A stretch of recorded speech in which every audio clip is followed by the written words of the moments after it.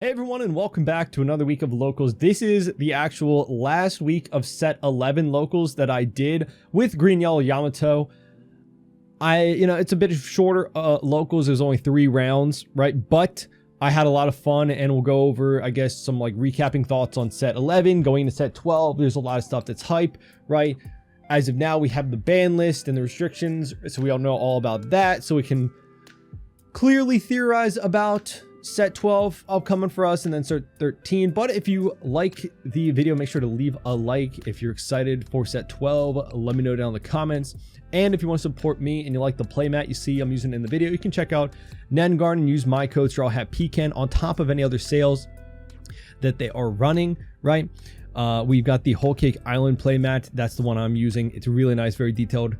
And I also have a TCG Player affiliate link. If you're going to be buying any cards off a TCG Player, my link down in the description, just to help support the channel, right? If you're going to be buying anything anyways. Let's get into this, and make sure, like with every locals video, to be respectful of my opponents, but also me. I like when you guys are nice to me too, because it's just a locals at the end of the day, and we're just having fun. I will say I was very excited because this is the first time I had the Yamato deck fully blinged out. I've been playing the deck since it came out in set 6, so being able to fully deck it out was something I was very happy about. I think I will be still playing the deck in set 12 occasionally, and in set 13 even.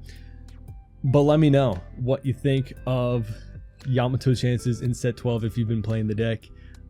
Yeah, let's get into things. But shout out to round 1 against Rosenante. Looking at our hand, we got a little bit of rush, some resting, but I'm really worried in this matchup against a Cuss Kid. I know Rosenante actually just won a flagship over in the East in one of their times before set 13. I don't think, like, as of that flagship it was set 13, right? But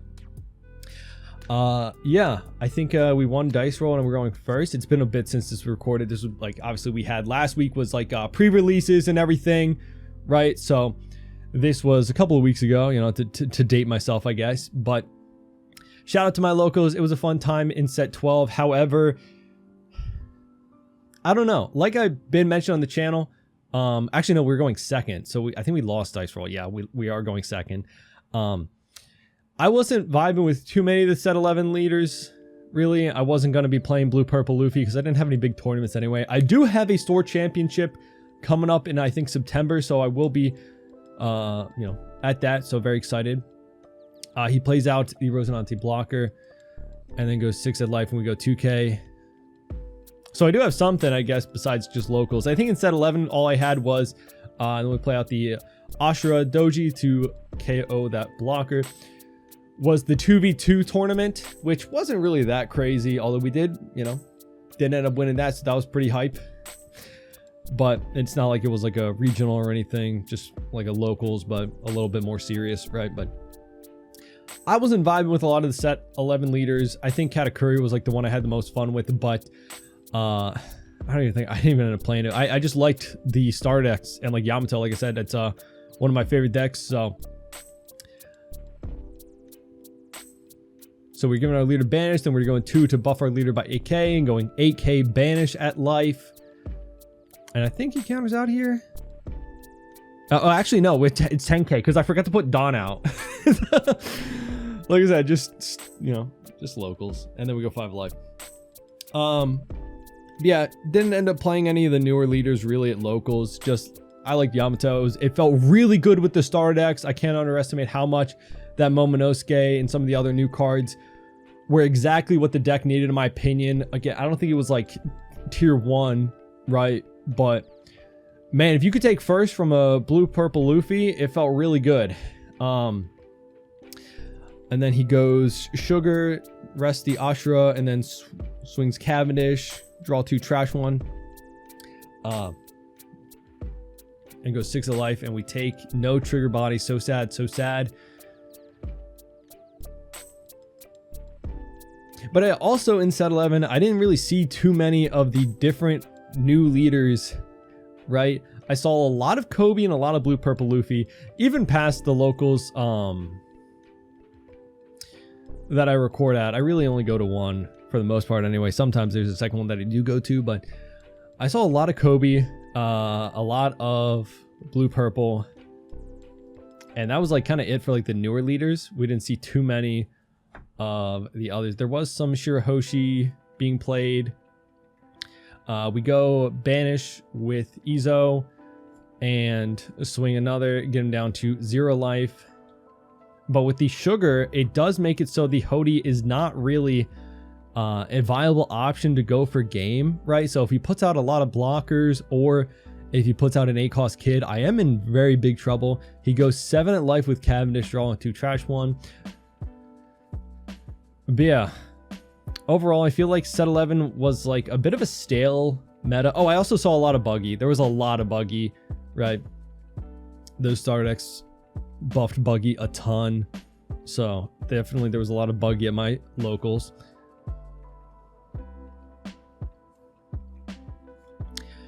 But he's playing out Blocker Doflamingo, looking at the top 5. So he does have 1 blocker out. So we are, you know, we got the Kinemon out from life, which is nice, but looking for more for sure. He does put out a 2nd blocker. So I think at this point we are still gonna probably Hody. He goes 7 to life, and I think he forgets to freeze, like to declare to free something, but I think I keep the Yamato frozen anyway. I don't remember. So he's got 2 blockers open. I don't think he has a lot in hand. So he has 3 in hand. And so we're probably still going to Hody, right? Just because even though he rests the Hody with Sugar, it's still getting rid of the 2 blockers to make going for game pretty easy, right? We just go 8 and then 7 and we get it. So just unfortunate that he didn't see like A-cost kid, I guess. I don't know, because that really would have messed us up a ton. But GG, this was a fun last week of locals, I will say. Again, shout out to my locals, very nice people. Yeah, but like, I don't know, set 11 was, I don't know, it just felt stale, you know? Not even because I like hated blue purple Luffy. I think in terms of like tier 0, like best deck and format type of decks, I didn't even hate blue purple. It was really annoying to deal with, and there were some times that I played into it and it just felt like impossible, right? Like just chaining Big Mom after Big Mom to keep healing and just being so crazy. But other times it just wasn't that bad. I don't know. I think we have opportunities now for Sakazuki to come back. I keep saying that I don't think Sakazuki will be crazy like tier 0, tier 1 deck, but I think still a ton of people are gonna play him just because nostalgia of like this amazing deck coming back, being unbanned. And I think people are gonna cook with them just because of how consistent the deck can be. I think, you know, for a long time I said like being just consistent in a deck is a really big part of being a good deck, right? So we definitely will see Sakazuki, even on like local level. I've heard some folks say that they want to play it. You know, Lucci definitely can come back, right, a little bit. I don't know. I've got my decks that I want to play. You know, I've been saying that Kuzan, Rayleigh, Koala, Zoro, all of those for the new leaders seem really fun and interesting to me. I don't even think that Zoro is like going to be crazy gatekeeping other decks. It might honestly be what keeps Sakazuki out a little bit, because I've heard that it's a pretty rough matchup for Sakazuki against Zoro, which makes sense on paper. But I think with more testing, we'll see things kind of even out and what things can kind of float to the surface. But yeah, I don't know. I'm hopeful for set 12 still. But shout out to our round 2 against blue, yellow, Nami. This was another deck that I actually kind of was interested in a little bit, but I don't know. It seemed a little bit awkward at times, right? It seems like another deck that was just a bunch of good blue and yellow cards. It did have some themes. Like I saw a lot of running themes with like the yellow trash cards, right? To forcibly, you know, get your opponent to lose a life. So that way you can activate Nami's 1 leader ability, right? But I don't know. I was kind of just vibing with Yamato. The deck felt really good. So that was my set 11 experience. Here we are going first. I believe we won dice roll here. So we have a decent hand. Oh, we're talking about leaders. Because I think, what was it? Set 14's been kind of, not like revealed, but like the distribution, like tease has been revealed that like, it's crazy to talk about sets that far in advance, right? But like, he just puts Don on leader belly so he can use the trash to go to 7. We just go 8K at life. But yeah, I think set 14 has been like teased to be like,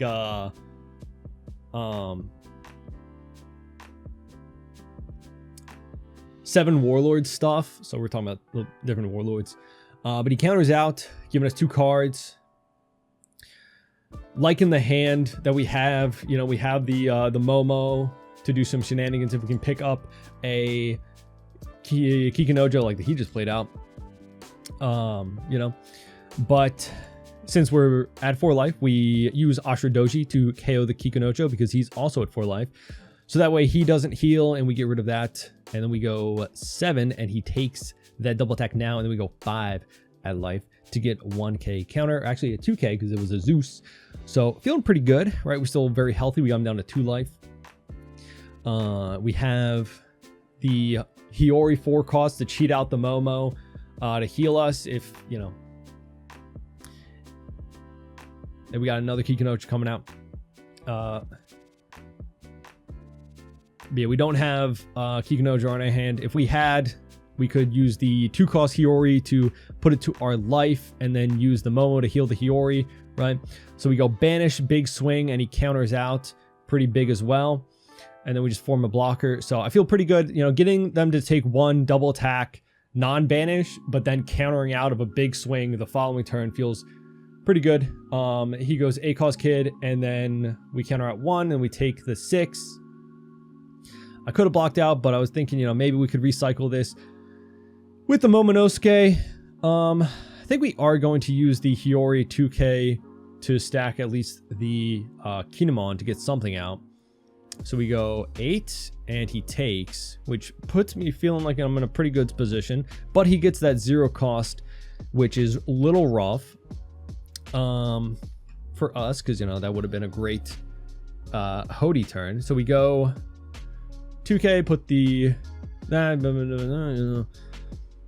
So we use 2K to put the Kinemon to life, and then use the Hiyori 4 cost to cheat out the Momo and heal, but he plays out a 8 cost kid to trash the life, so RIP, right? We could have put him to the bottom life, but, you know, probably would have been smart, but, you know, he still could have... we get that trigger, but we don't rest anything. I mean, not gonna rest the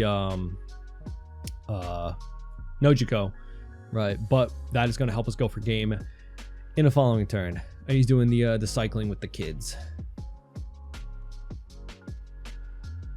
So we go... He has 1 Dawn open, so we go Hody to rest it. I don't know what event he could have been running, but, you know, you never know. So we go 8K with leader ability. It's Momo. And then I'm thinking here, is it like the math? Do I split with leader and Hody, or just go big Hody? Here we go 12 with Hody by buffing up 3K, and then go that extra Dawn to go. We go 5 at life first, but it's the same thing kind of, unless I went 7. But he had exactly 11, so we were able to get it. And the event actually didn't matter then because Hody would have been 11 anyway, so it would have just been off by 1K, but the event helped us get there by an extra 1,000, right? So I really like those 2 events. I have those as a 2-of in the deck. I really like that. I have been thinking about replacing that with the new Zoro event for set 12. Like, just having an extra Hody in the deck is kind of insane. But I got to see. You know, I think maybe we bump up the... I don't know. I got to think about it, because just going 3K value for 2 Dawn in an aggressive deck is always really good, you know. Obviously, it didn't matter this matchup because we had an 11K swing and he only had 11. But in some matchups, it does really come down to that extra 1K of value in a swing, right? But GG, 2-0, you know, ended up being pretty close, right? With that 0 cost yellow event being some tricky shenanigans, you know, and losing an extra swing. But ended up getting it. But shout out to our last round against blue purple. This is our hand. We are going first. Blue v1 dice roll. Lot of aggro, right? So we actually have the perfect hand. Obviously, if you see your opponent doing this kind of shenanigans, you probably won't swing at them knowing that there's going to be a Kikinojo that comes out, just doing some silly stuff. But they're gonna have to swing at us eventually, right? But he, I think, chooses not to here. So just ramps, and then we go up to 5 done. I think we're going 6 here. And then we play out Kinemon? I guess just have something to swing with, right? Because we want to kind of end the game as soon as possible, obviously. That, like with the restriction list was talking about, that was supposed to be the downside to Blue Purple Luffy. But here he swings, and we kind of know that that's coming, but it is what it is. The Grav Blade, right? But then we just go big double attack banish swing. Right, the downside to Blue Purple Luffy was supposed to be that it was weak early game. But then with the Katakuri blocker and Big Mom, it made it a little bit easier for him to stabilize against aggression once he gets to that late game, right? So we go 6 at life we take. However, that does help us get into a good position with the Momonosuke rush, right? Because now we're at 2 less life, so our leader gets plus 1k, which can make a big difference, right? So we go up. We go banish, right? And here I got a little greedy, but he has like 3 in hand.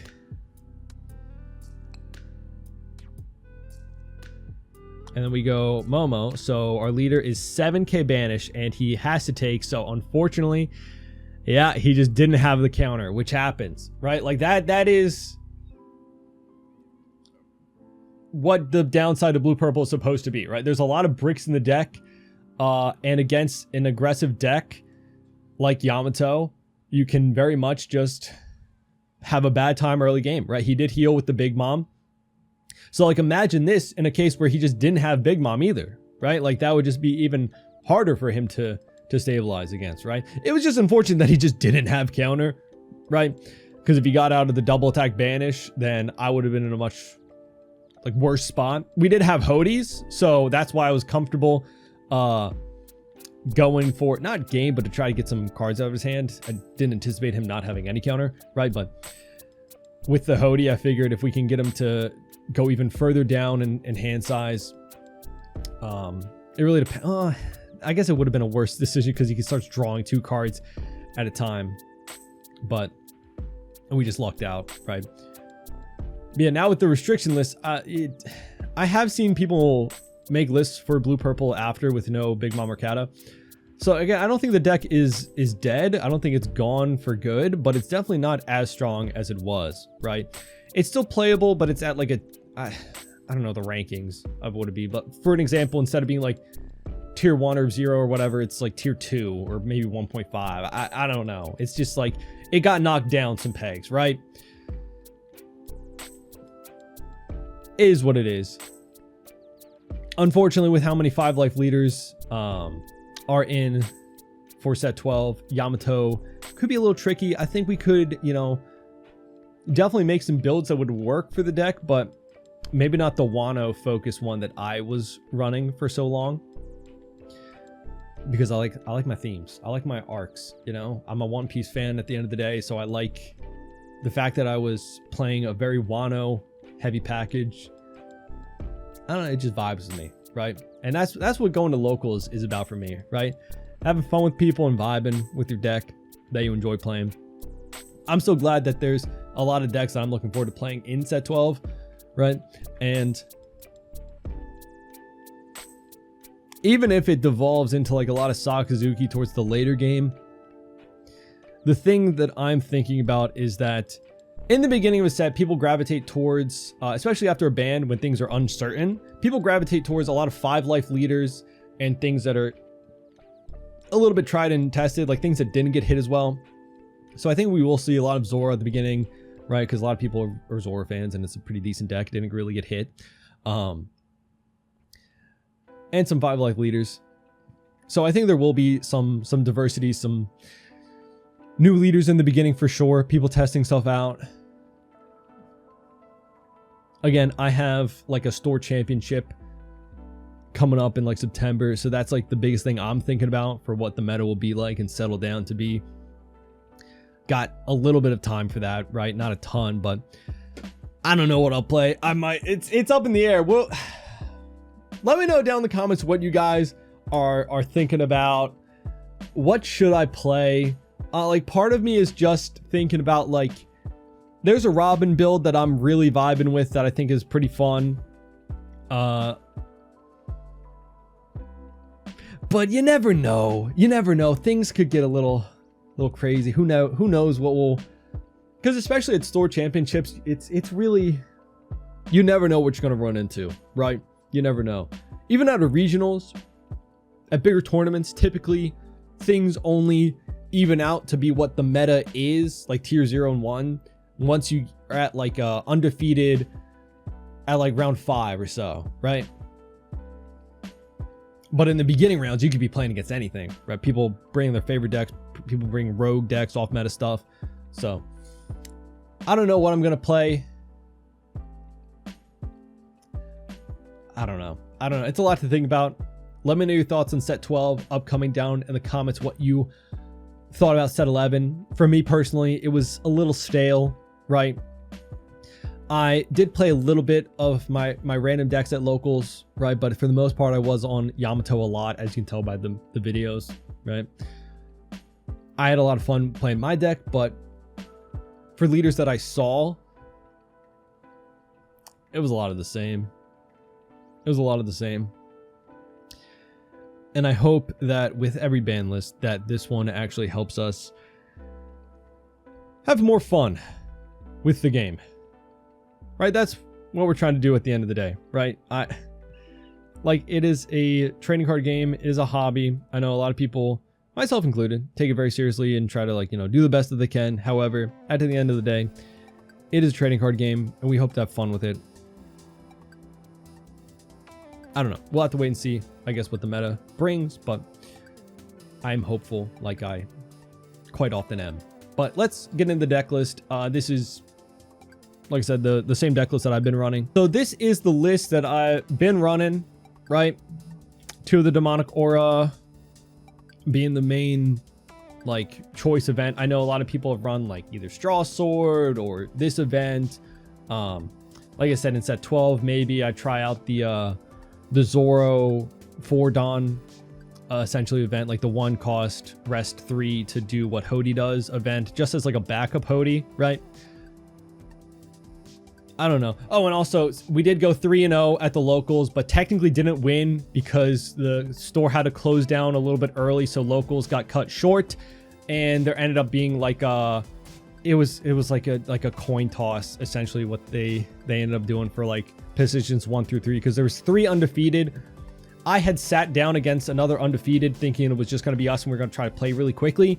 It was against Lucci, and I swore I had a really good hand, and then I looked at what my life was going to be because we ended up playing, and I had 2 trigger bodies. I started with Hody. I started with a Momonosuke and some decent counter too. So I had a lot of aggression, a lot of free trigger bodies.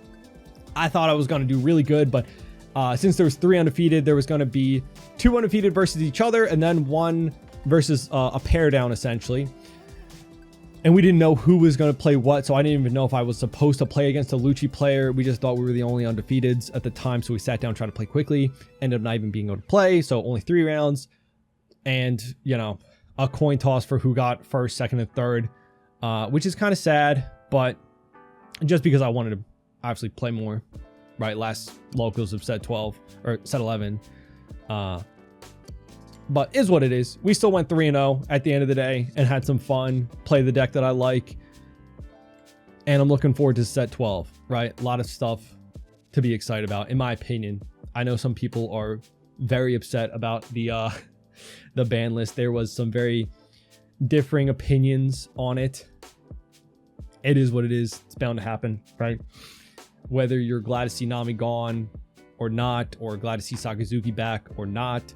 Sad to see what happened with blue purple, although I really I can't imagine how like, maybe it's a little overkill restricting both cards. I thought, like, if you just took away Big Mom, I think that'd probably be enough to take blue purple down a little bit, right?